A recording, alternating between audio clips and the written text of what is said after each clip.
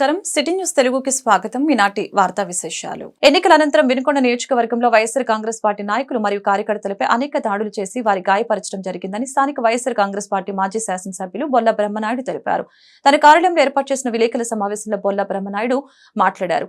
Vinukonda TDP వారి చేతిలో హత్యకు గురైన రషీద్ కుటుంబాన్ని పరామర్శించడానికి వచ్చిన జగన్మోహన్ రెడ్డి ఆ సమయంలో మయోసైటిస్ వ్యాధితో బాధపడుతున్న షేక్ మెహరున్నీసా బేగం కుటుంబ సభ్యులు ఆమె కుటుంబ పరిస్థితిని వారిని వివరించగా వెంటనే స్పందించిన మాజీ ముఖ్యమంత్రి వారి కుటుంబానికి 2 లక్షల రూపాయల ఆర్థిక సహాయం చేయడం జరిగిందని తెలియజేశారు. ఈ సందర్భంగా బాధితులు వైఎస్ జగన్మోహన్ రెడ్డికి మరియు అందరికీ సహకరించిన బొల్ల బ్రహ్మనాయుడికి కృతజ్ఞతలు తెలిపారు. ఈ సందర్భంగా బాధితులు వైఎస్ జగన్మోహన్ రెడ్డికి అందుకు సహకరించిన బొల్ల బ్రహ్మనాయుడికి కృతజ్ఞతలు తెలిపారు.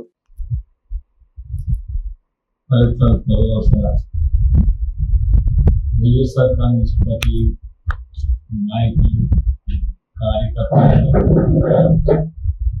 గ్రామాల్లో దాడులు చేసి వాళ్ళని పూర్తి స్థాయిలో కాళ్ళు దిగినటువంటి కళలు పడినటువంటి పరిస్థితి మరి కొందరికి ఇల్లుని తగలబెట్టిన పరిస్థితి, కొందరికి మోటార్ సైకిల్ తగలబెట్టిన పరిస్థితి. ఈ దాడులన్నీ చేసినటువంటి తెలుగుదేశం పార్టీ వాళ్ళు ఇలాంటి దాడులు చేస్తున్నారు. వీటన్నిటికీ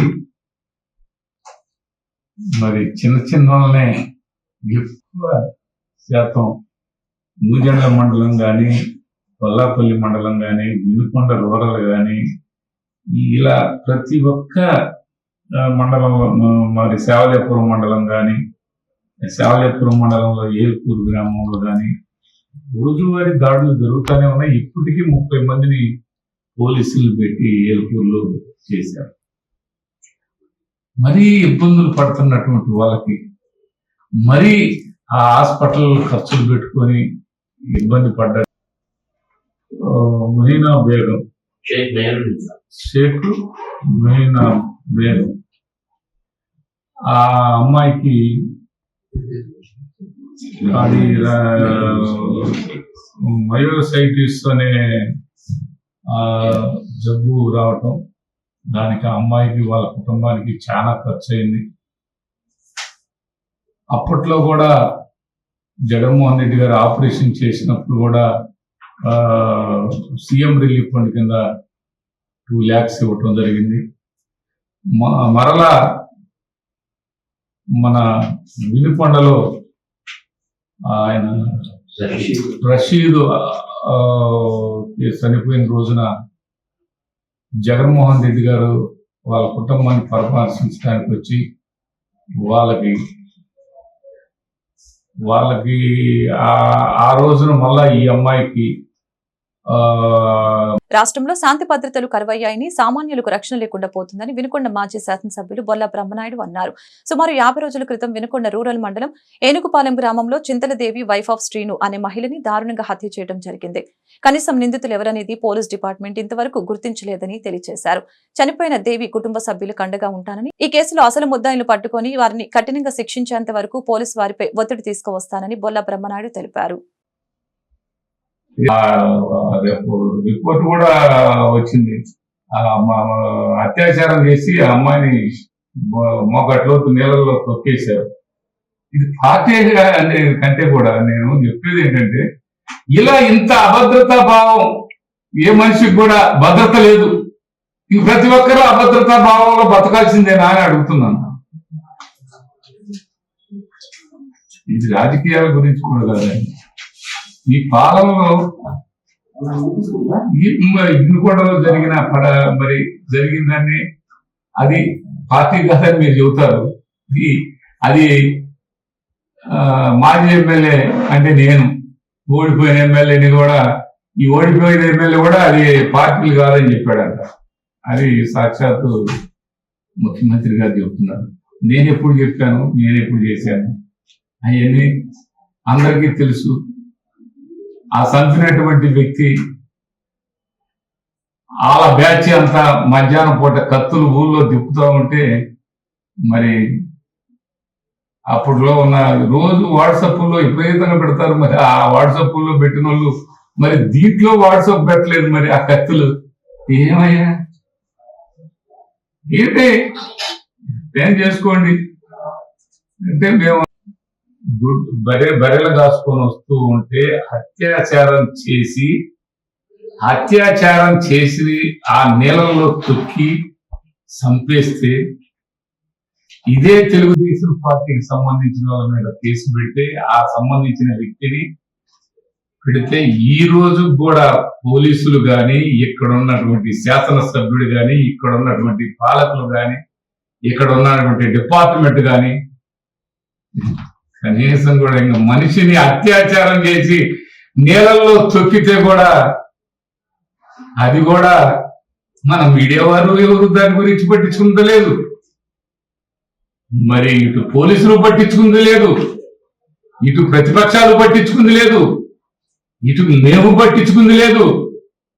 రోజువారికి వాళ్ళే అన్ని అక్కడ పోయి పోలీస్ స్టేషన్ పోవాలంటే అక్కడంతా పోలీస్ స్టేషన్ ముందంతా రవి శేఖర్లందరూ అక్కడ కూర్చుని ఉంటారు. ఎవరు పోతే వాళ్ళు కొట్టడం.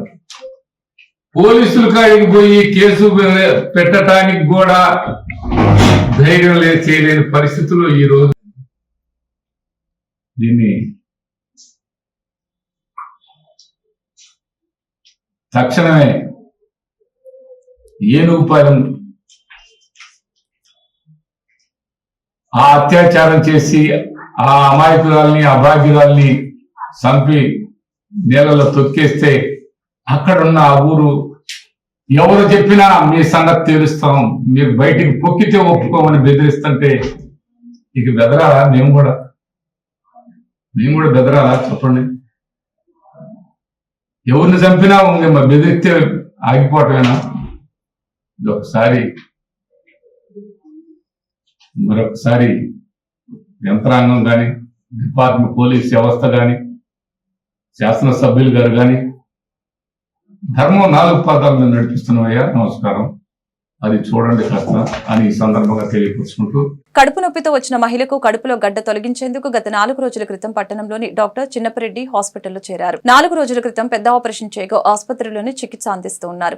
ఈ క్రమంలో శుక్రవారం ఉదయం ఆ మహిళ విపరీతమైన కడుపు నొప్పి రావడంతో వైద్యులు మహిళ భర్త వారి బంధువులకి సమాచారం ఇవ్వగానే మరొకమారు ఆపరేషన్ చేశారు ఆసుపత్రి వైద్యులు. అయితే ఆపరేషన్ వికటించడంతో మహిళ అపస్మారక స్థితిలోకి వెళ్లిందని మృతురాలి బంధువులు ఆరోపించారు. దీంతో రోగి బంధువులు ఆందోళన చేయడంతో ఆసుపత్రి నుండి అత్యవసర వైద్యం కోసం నరసరావుపేటకు తరలించారు. అయితే మహిళ ప్రాణాలు కోల్పోవడంతో రోగి బంధువులు ఆసుపత్రి వద్ద బైఠాయించి ఆందోళన చేపట్టారు.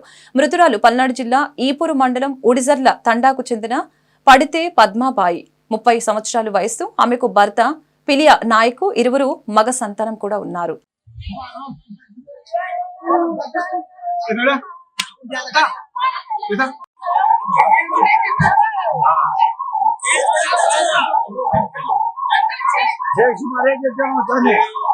రోజు మేము హాస్పిటల్ దగ్గరికి వచ్చాము.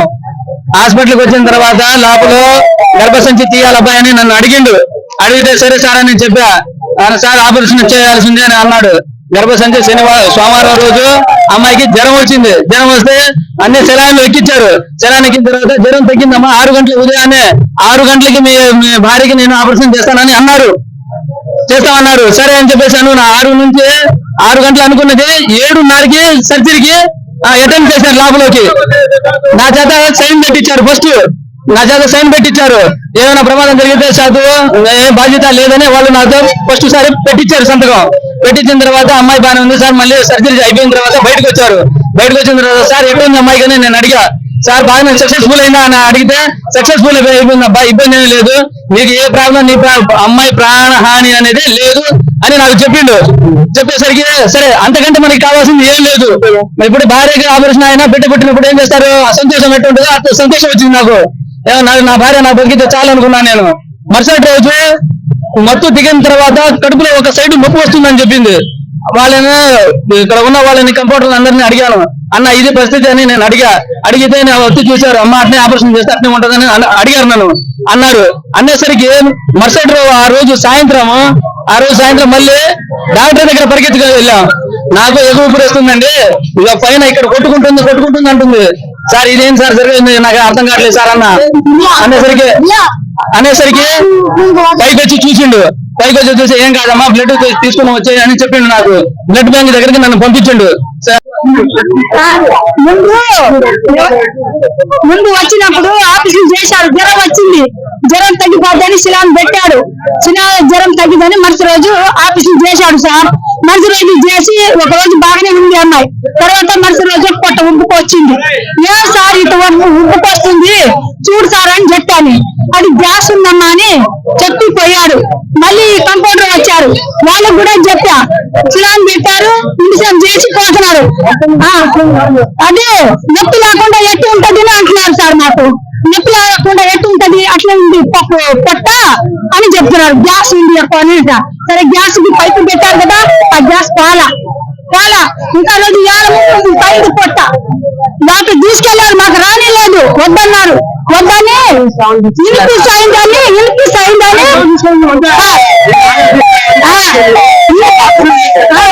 చేసి నాకు పేర్లు పెట్టారు. మాకంటే రాని లేదు. మా మట్టికి మాకు అది మెట్టు పంపాడు. అంటే సార్ జరిగింది 50 ఏళ్ళు తీసుకున్నారు. అందరికీ బాగానే చేశారు. నా చెల్లెల్ని చంపేశారు సార్. ఈ వార్తలు ఇంతటితో సమాప్తం. మరొక బులెటిన్ మళ్ళీ కలుద్దాం. నమస్కారం.